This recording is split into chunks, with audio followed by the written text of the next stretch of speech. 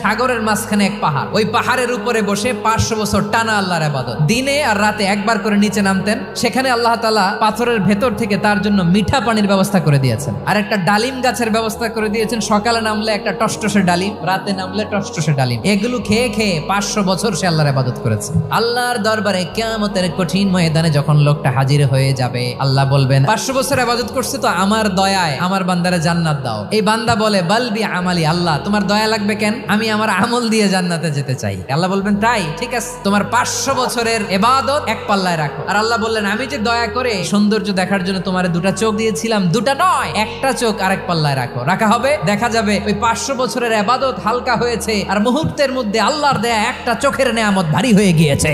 ফলাফল দেখো, হিসাব বলে তুমি এখন জাহান্নামে যাবা, যাও এবার জাহান্নামে যাও। এবার লোকটা কাচুমাচু করে বলে আল্লাহ এবার আমি বুঝতে পেরেছি তোমার দয়া ছাড়া দুনিয়ায় কেউ জান্নাতে যেতে পারবে না।